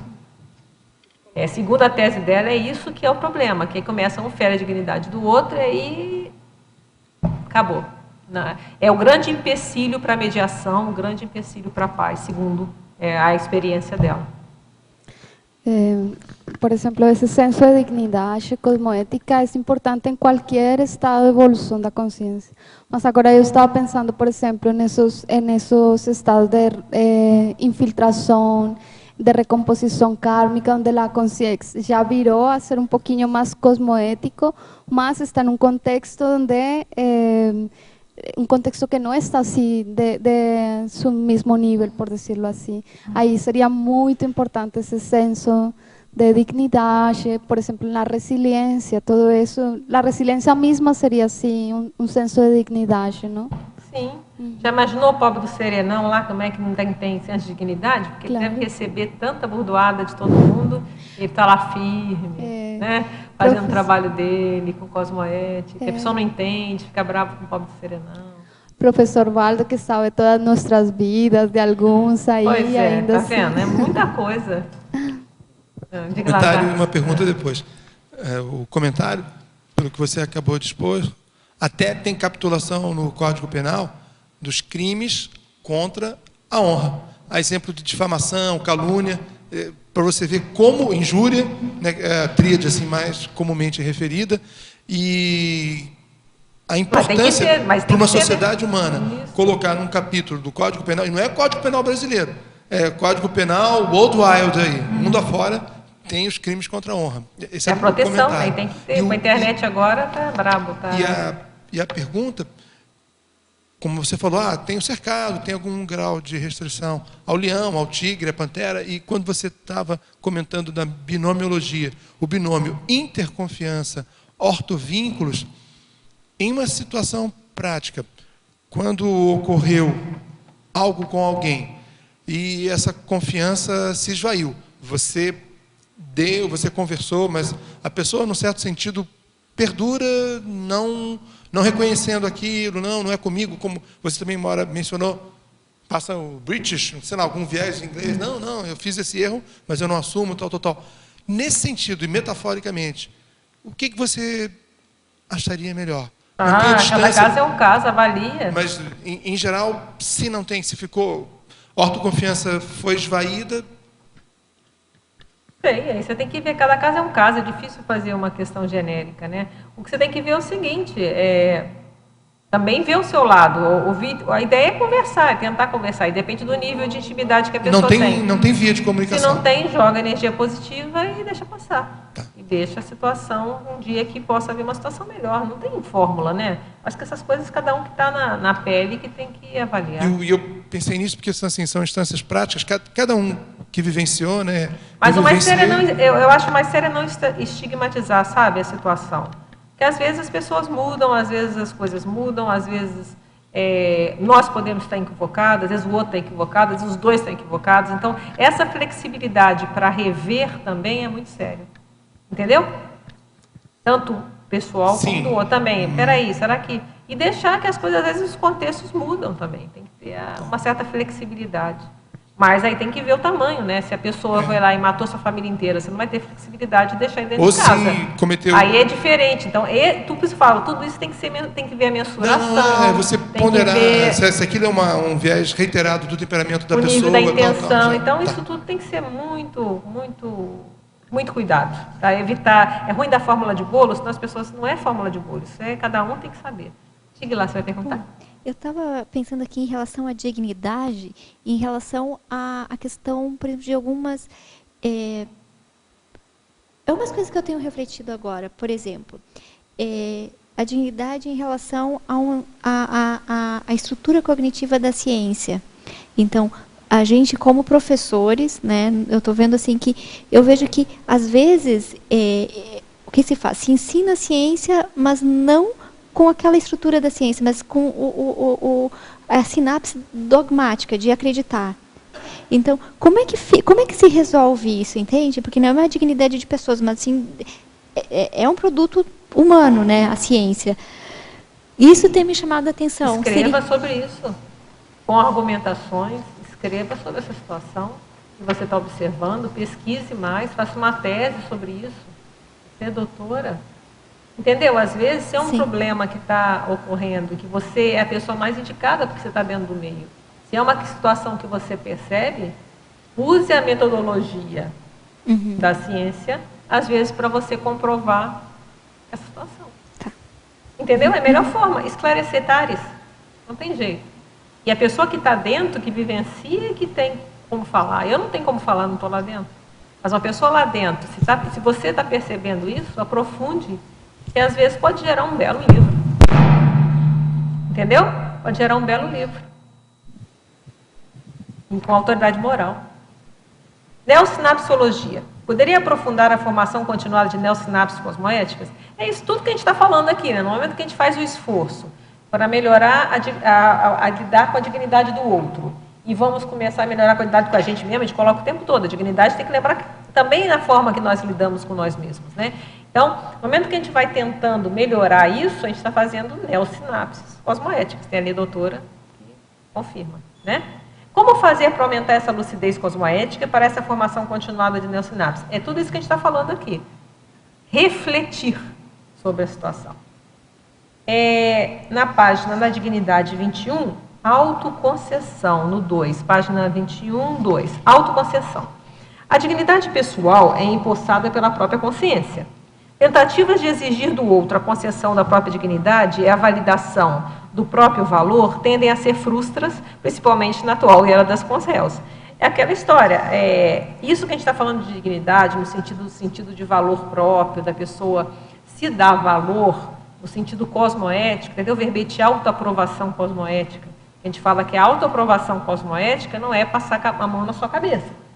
Não é que, então eu me aprovo, eu sou ótima, eu me amo. Não é isso. A autoaprovação cosmoética é a gente buscar agir, ter atos que nós aprovamos dentro da nossa cosmoética. Então, isso seria aprovação. Então, querer que o outro te dê isso é muito difícil. Isso quem vai nos dar é a gente mesmo. E, ainda mais na era da consciência. Por quê? Porque a maioria hoje, a média social, ela tem muitas consciências que estão no nível de cosmoética muito baixo. Então, achar que o outro que vai nos dar isso a tendência a ser muito frustrante. Né? Patologia. Caracterizar a indignação cosmoética. Indignação cosmoética é que há um momento de se indignar. Então, existe uma situação que ela está errada. Então, às vezes, a melhor postura é expressar essa indignação. Falar, isso aqui está errado, isso não está correto. Mas a questão é saber como falar isso. Isso que é o exercício. E o cosmoética é falar isso com cosmoética. Então, com cosmoética, você vai avaliar. É a hora de falar? Eu tenho que falar na hora certa, com as pessoas certas, com as testemunhas corretas. Então, tem todo um contexto que eu vou ter que levar em consideração. Então, é uma indignação, sim. Por que eu estou falando isso? Porque até essas questões de vingança, o processo de vingança, ele muitas vezes é uma indignação. A pessoa fica indignada, mas ela acaba agindo sem cosmoética em função de uma indignação. Então, o que a gente está colocando aqui, esse termo nem é meu, é um termo da Conscienciologia já do professor Valdo, é se indignar sim na hora certa, mas sabendo fazer isso da melhor forma. Esse é o exercício. Como desenvolver o discernimento quanto ao momento... isso aqui a gente já respondeu. Técnica do instante cosmoedificador, eu te convido, eu já comentei também no início, o instante cosmoedificador, tem um verbete para você aprofundar o tema. Ortodecisão reiterada, também é um verbete que eu te convido para ler. A ortodecisão reiterada a gente tomou uma decisão, vamos supor, dentro do meu código pessoal de cosmoética, eu vou colocar uma cláusula que eu vou respeitar a minha dignidade e a dignidade do outro. Tomei essa decisão, não é? Eu vou ter que todo dia repetir essa decisão para mim, naquela hora que o outro pisou no meu carinho de estimação. Então, eu vou ter que tomar novamente a decisão. Não, peraí, isso eu não quero fazer mais. Isso eu não quero fazer mais. Até chegar num momento que isso vai ficar tão dentro de nós mesmos, e quando a gente tiver lá 5 anos de idade, a gente já vai fazer isso naturalmente. Já é do nosso... Não preciso mais ficar decidindo. Eu já sou assim. Então, esse é o processo, tá? Técnica da impacto-terapia cosmoética, também é um termo dentro da Conscienciologia, que o professor Valdo coloca. O que é impacto-terapia? Às vezes é falar a verdade na cara da pessoa, com cosmoética, para não passar da questão do estupro evolutivo. É isso que é. Então, impacto-terapia a pessoa faz de caso pensado, é igual uma incisão cirúrgica. Tem todo um preparo que a pessoa vai lá e vai no ponto, mas tem que saber a hora de fazer para não desandar, não dar infecção, né? Tem todo um processo. O binômio interconfiança ortovínculos a gente já falou também. Tereza, você vai perguntar? Quero. Página 21, número 8, ortoconduta. A autodignidade é consolidada ato a ato com vigilância, rigor e meticulosidade nas autocondutas para a conquista da ficha evolutiva pessoal íntegra. Qual que é o número mesmo? É o número 8, tá. página 21. Não, é isso aí, ó. A dignidade é consolidada, é isso que a gente está falando, ato a ato, que aí, por exemplo, vamos supor, a pessoa colocou lá no código pessoal de cosmoética dela que ela quer melhorar a dignidade dela, modo de ela lidar. Então, é ato a ato, momento a momento que a gente toma essa decisão. Com vigilância, para não... né? E rigor e meticulosidade, para conquistar uma ficha evolutiva pessoal mais íntegra. Por exemplo, o serenão, ele tem uma ficha evolutiva íntegra, né? Ele já... por teoria, pelo que a gente entende, pelo que a gente já conhece, o que a gente já ouviu falar, né, sobre o serenão, ele já está num nível de cosmoética avançadíssimo. Então, ele não tem mais, a ficha dele é íntegra, não tem mais espaço, ele é assistencial cada segundo a segundo, não tem mais chance dele fazer nenhum tipo de ataque a ninguém. Então, para a gente chegar lá, vai começar hoje. Passinho a passinho, ato a ato, passo a passo, aí a gente vai chegar lá. Sem começar, a gente não chega, né? Tem que dar o primeiro passo. Vai lá.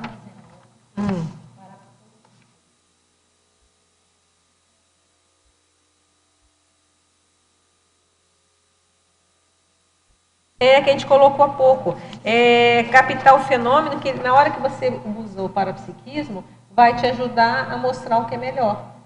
Então, você, às vezes, pega uma mudança de energia da pessoa, vê o amparador, ou tem uma clarividência, algum tipo de parafenômeno que pode te ajudar a você, olha, o que eu vou fazer agora? Eu vou ficar calado ou eu vou falar alguma coisa?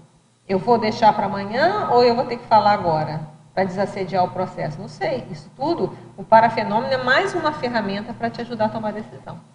É isso que a gente queria dizer. Bom?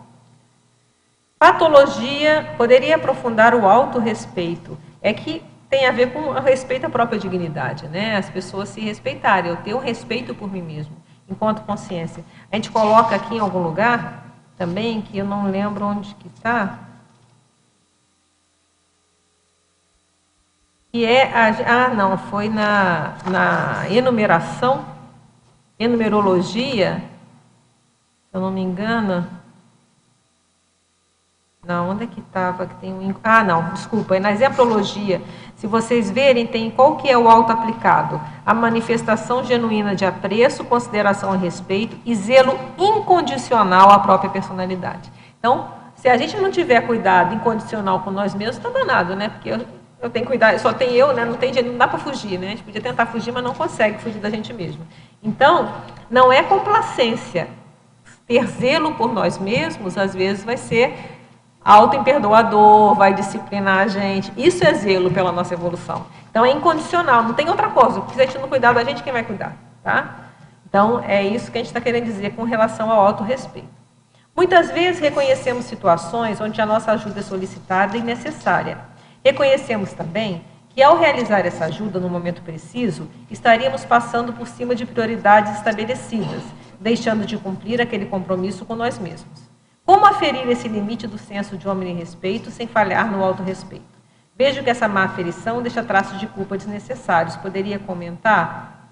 Olha, eu acho que entra de novo a questão, existe uma questão que é extra-pauta, né? Existem situações, você falou de compromisso, que às vezes a gente tem um compromisso e que as coisas eu vou abrir mão desse compromisso, vou fazer uma concessão para, às vezes, ajudar uma pessoa. Isso é muito sério, isso aí não tem nada demais.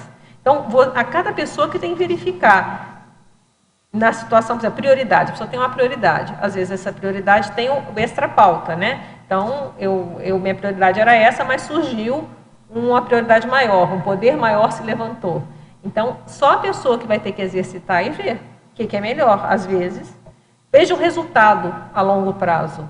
Então, como que é esse resultado em termos de pessoas? Uma coisa, se aquilo eu vou ajudar e é só para mim, e isso que eu vou fazer, vamos supor, vai ajudar 100 pessoas, 200 pessoas, aí você põe na balança. Então, é melhor, às vezes, eu me deixar e vou fazer essa ajuda de 200 pessoas. Agora, eu não vou me matar por causa disso, tem que ver, tem limites, né? O limite cosmoético também da minha concessão comigo mesmo.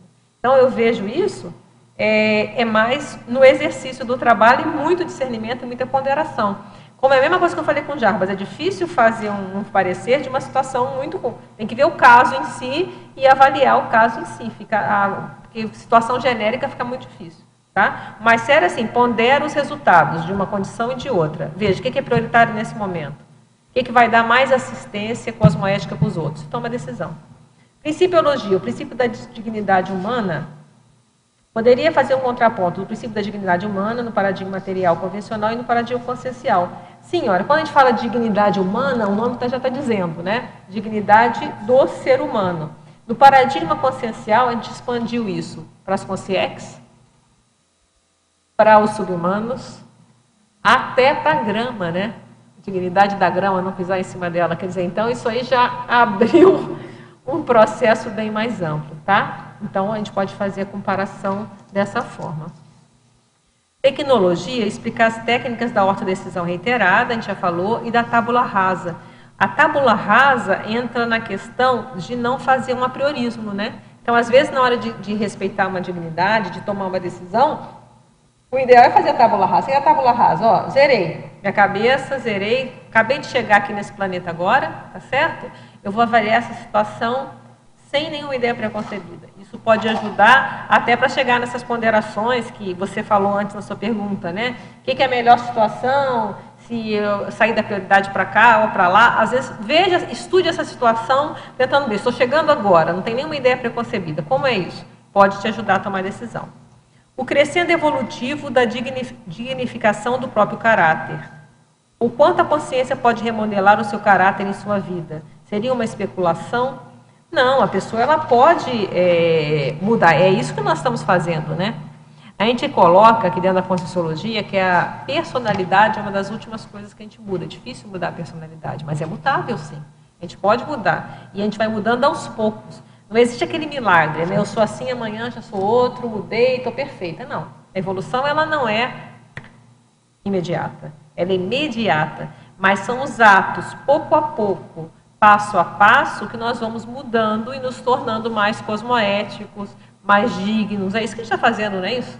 O que é a evoluciologia? O que é a proposta da Conscienciologia, que a gente está falando o tempo todo de recim, né? Vamos fazer recim, vamos fazer autopesquisa. É isso, a gente está buscando nos conhecer, vendo aquilo que a gente está de bom e bancando isso. Aquilo que a gente não está bom, vamos tentando retificar, melhorar. Então é isso, a gente está dignificando, nos tornamos mais cosmoéticos. O paradoxo também eu não vou falar porque a gente já comentou. No item aprendizagem da dignidade, na página 21. Ações e reações dignas são aprendidas e relacionam-se com a capacidade de autocontrole sobre as inclinações emocionais. Isso tem a ver com o que a gente falou do instante cosmoedificador, né?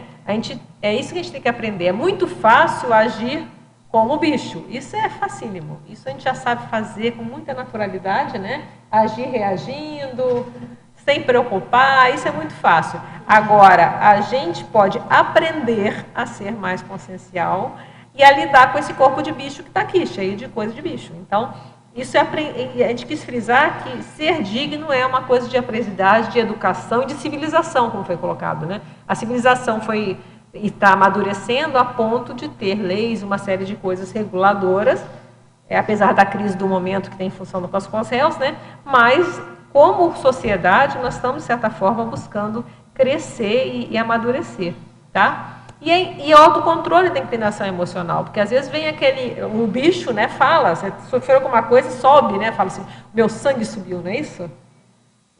Subiu o sangue. Então a gente tem que ter a hora de estanca, respira, e não é só repressão, é respirar e falar assim, o que é o mais cosmoético para mim agora? Porque às vezes a pessoa fala de qualquer maneira, depois fica com sentimento de culpa lá meses, né, para não dizer anos. Então, o que é o melhor agora? O mais digno para mim, até para mim mesmo, tá? Manter a minha cosmoética. Aí a pessoa vai buscar fazer o que ela quiser. Eu vi alguém com... Tem lá em cima, você fala?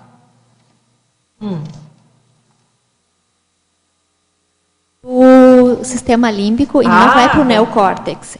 Existe uma mudança no fluxo sanguíneo no cérebro. Então, vai para os músculos e vai para a parte mais central do cérebro. Aí, então, fica ativa a questão do bicho. Então, muito interessante. respira, o que você faz? 6 segundos respirando, 3 vezes respirando pela barriga, já é o suficiente para o fluxo sanguíneo ir para o córtex. Olha, essa aqui é quentíssima, hein? Tem um livro que explica direitinho isso, que é 10 habilidades naturais de terminar com acabe com o estresse de vez, ou acabe com o estresse já. E aí são 10 habilidades que ensinam como o fluxo sanguíneo ir para o neocórtex. Porque enquanto a pessoa estiver brava, ela não vai conseguir pensar. E o que você falou... A ciência corroborando a experiência. Pelo menos quando ela falou 3 vezes respirando pela barriga, na hora veio subcérebro. Mas está vendo como é que é interessante? Então, e se você faz rápido, mesmo você está naquela situação de sufoco, respirar, você tem que respirar mesmo, né? Já que tem que respirar mesmo, respira direito e ganha um tempinho, né? Muito bom, muito bom. Tânia? Sim. Vamos lá. Aqui, olha só, esse verbete, ele veio para mim hoje, eu não ia vir para cá. Olha, eu não vim. Então você foi tangida. Eu fui tangida, não. Hoje o amparo está acontecendo, desde manhã as coisas estão acontecendo. Olha então, que legal. Vim para cá. Eu estou achando ele, para mim, nesse momento específico, né, que eu voltei a fazer consciencioterapia. Que legal. Aí eu queria que, quer dizer, tem um monte de coisa me chamando a atenção o tempo todo e assim, batendo com as coisas que estão acontecendo comigo. Tá? Arranja esse livro para você, ó. Tá na referência, tá? Vê na referência, se preocupe em ver agora. Tá, porque eu estou sem óculos. Tá tudo na referência, dá uma olhadinha aí. Olha só, na página 21... Você pode comprar a versão em inglês original. Na página 21 você botou uma sequência de coisas da dignidade, né? Isso. E aí, logo a primeira, aqui na aprendizagem, eu fiquei assim. O que ela quer dizer? O finalzinho, sobre as próprias inclinações emocionais. Eu fiquei pensando, o que a Adriana quer falar com a gente, principalmente nesse momento específico que eu estou passando. O que é isso? É o que a gente acabou de falar aqui. Olha só, você lembra? O que acontece? Nós temos um corpo de bicho, não é? Então, a gente vai aprender a atuar mais com a racionalidade. Agora, a gente não pode esquecer que estamos num corpo de bicho. Ela acabou de explicar ali a coisa fisiológica. Na hora que a gente fica estressado, o sangue vai para a parte do cérebro, que eu esqueci o nome agora, fala aí para nós, pega o negócio. Explica de novo para ela a situação. Ou ativa a parte do cérebro responsável pela defesa biológica, pela sobrevivência do corpo. Então, a parte mais... o cérebro ele foi evoluindo por camadas. A tendência é reagir, né? Isso. Então, ele fica, o sangue vai ficar no sistema límbico, então não vai para o neocórtex, muda o fluxo sanguíneo. E vai para os músculos, porque não é hora de pensar, é hora de fugir. Se a pessoa... Ou lute, é isso. Então, a pessoa, como é que o cérebro vai saber que está na hora de pensar? Que o perigo já passou. A única forma que a gente tem de controlar isso é através da respiração. Então, os atores usam muito isso para sinalizar emoções. Então, eles aumentam e diminuem o ritmo respiratório para... Vamos supor, eles precisam ficar nervosos. Eles aumentam a respiração. Aí eles vão transparecer. Aí respira aqui, né? Aí quando a pessoa quer ficar calma, ela respira pelo abdômen. Aí faz... E aí, então, o fluxo sanguíneo muda e a pessoa... Quem é muito esperto, quem estuda muito isso são os atletas de alta performance. Por quê? Eles precisam ser muito rápidos na hora de mandar o sangue para os músculos. Então, quando a plateia bate, faz muito barulho, isso ajuda. Então, um time que ganha é quando tem uma torcida muito barulhenta. Porque o que eles estão fazendo? Eles estão ajudando os atletas a direcionarem o sangue para os músculos. Mas na hora, vamos supor, de jogar a cesta... No basquete, fazer os pontos, precisa silêncio absoluto, porque aí tem que desligar, o sangue tem que ir para o neocórtex, porque é precisão. É outra área do cérebro que se atua. Então, se a gente quiser saber como funciona o nosso corpo, vamos lá para os atletas de alta performance, porque eles sabem. Quem também estuda muito isso é o pessoal de Fórmula 1, né? Que estuda a fisiologia.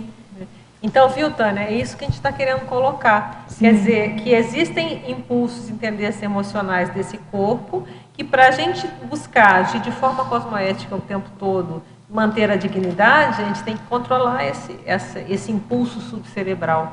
Porque senão a gente vai rodando a baiana, como dizem, né? Então é isso que a gente queria falar. O tempo todo, né? Vai rodar a baiana o tempo todo. É isso que a gente queria colocar. Tá certo. Tá bom? Muito obrigada, muito obrigada. Adriana, eles comentam também desse caso que ela estava falando, sobre o síndrome do sequestro da amígdala, né? Que seria essa situação aí, que já, exatamente o que ela falou, né? Essa tendência que tem de primeiro ir para a parte de uma amígdala que nós temos no cérebro, né? Isso aquilo ali, né? Que ela está comentando. Então já existe um ditado popular muito antigo, né? Que aquelas pessoas, nossa avó já falavam, conte até 10 no momento de tomar decisão. Morde a língua, né? Morde a língua, que são muita lógica e muita sabedoria que faz com que a gente, né? Faz com que o neórtex cerebral passe a atuar, né? Muito bom. Muito bom. Quando ela falou da respiração, eu me lembrei da jogadora de basquete, a Hortência, quando ela ia fazer cestas, né, ela fazia essa respiração, assim, era até bem característico dela. Legal. Então, vamos lá. Então, vamos aqui, ó, interaciologia, porque ainda vou terminar essas perguntinhas aqui. Poderia comentar a interação em lisura e desperticidade? É aquela, para a gente chegar na desperticidade, tem uma relação direta com a questão da cosmoética. Então, a lisura, o ato correto, que tem a ver com a dignidade, que é respeitar a dignidade do outro, e que eu estou frisando muito aqui, que tem a ver com o autodesassédio, é a nossa dignidade também no momento que a gente... no sentido do autodesassédio, quer dizer, o autodesassédio é uma forma de a gente respeitar a nossa dignidade, e mais sério, respeitar a dignidade do outro é a melhor forma de a gente respeitar a nossa. Isso que a gente está falando é a tese, né? Que ferir a dignidade do outro que fere a nossa, tá? Então, era isso que a gente queria dizer. Na efeitologia, esclarecer quando a pessoa está no ciclo assim diz assim, de modo efetivo, correto, gerando efeitos. Eu não entendi a pergunta. O ciclo assim diz assim, que a gente colocou nesse sentido aqui, é que ele é super importante o tempo todo. Porque se a gente não faz a diz assim, a gente fica intoxicado, a chance de a gente atuar com esse lado mais emocional é enorme. Então, a diz assim, ele é fundamental para a gente conseguir manter essa decisão. E tem a ver com esses efeitos todos, como você realmente falou. O autodesconfiômetro na postura cosmoética. Se eu tenho um autodesconfiômetro, eu tenho uma autocrítica maior, eu vou ter mais postura cosmoética. E assim vai. As relações, vou ver as relações holossomáticas. Então, assim e diz assim, ele é fundamental nesse processo. E até para manter a dignidade, né? Manter a dignidade sua e a do outro. Vejo diferença entre honra, dignidade e brio. Será que a honra ainda não é um conceito ultrapassado, ligado à família e tradições ultrapassadas? Olha, vamos estudar aí, tem até honra ectópica, né? Tem um verbete aí que está colocado na bibliografia, se eu não me engano eu coloquei na remissiologia, né? Não sei dizer, teria que estudar mais o termo honra, mais a fundo, né? Em termos jurídicos, aí eu teria que dar uma olhada mais a fundo no termo honra, talvez o verbetógrafo até do outro verbete tenha estudado mais essa questão, tá? Mas eu concordo, igual o orgulho tem uma tendência, mesmo na língua portuguesa, mais para o lado negativo, a honra também acaba indo por esse lado, mas afirmar isso eu teria que estudar mais um pouco, tá? Poderia comentar o fato da expressão dignidade devido à capacidade de ser digno, não tendo então relação com tradições e autenticidade obrigatoriamente, mas com a força e autoconfiança lúcida na própria FEP e autocosmoética. Olha, onde é que está aqui da dignidade? Vamos ver. Merecimento, valor e nobreza, né? O termo dignidade. Até não está dizendo de onde que ele veio. Bem, mas eu acho que o mais sério é o seguinte, é o que a gente está colocando aqui o tempo todo, né? Que essa dignidade, ela, no sentido cosmoético, vamos classificar de cosmoética, né? ela tem correlação com maior força consciencial, maior autoridade moral, autoridade cosmoética, e, em consequência, se eu melhorar a minha dignidade em mim e os outros, eu vou evoluir mais rápido e eu vou melhorar a minha ficha. Você quer falar, ô Jarbas, para ajudar? Sentar, quando você mencionou, tem o cônjuge, não importa o sexo, se foi o homem ou a mulher, às vezes mata o seu até então companheiro e alega, não, foi uma questão de honra. É um exemplo absurdo mas é uma acepção da honra absurda. Quem ama não mata, né? Isso aí, eu lembro disso aí, eu era adolescente. Tá. Uma pessoa que alega que o outro feriu sua dignidade não seria uma pessoa em crise de auto-vitimização? Perfeito. Eu vou até ler aqui essa última nossa frase aqui, ó. Quer ver, ó? Perfeito, Cláudio, ó. Continuando o que a gente estava começando a ler, né, ó. A gente tinha falado aqui na página 22, a gente tinha terminado em desequilíbrio, que a gente dizia que os autoassédios podem ser, às vezes, uma lavagem cerebral e tal.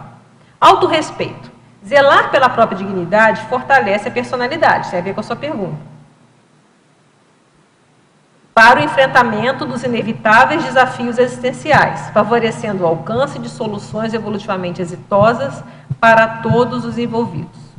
Ponderações sobre o senso de dignidade cosmoética conscientizam sobre a relevância da condição intraconsciencial imperturbável para a manutenção da autoexpressão coerente com os elegidos preceitos evolutivos em quaisquer circunstâncias.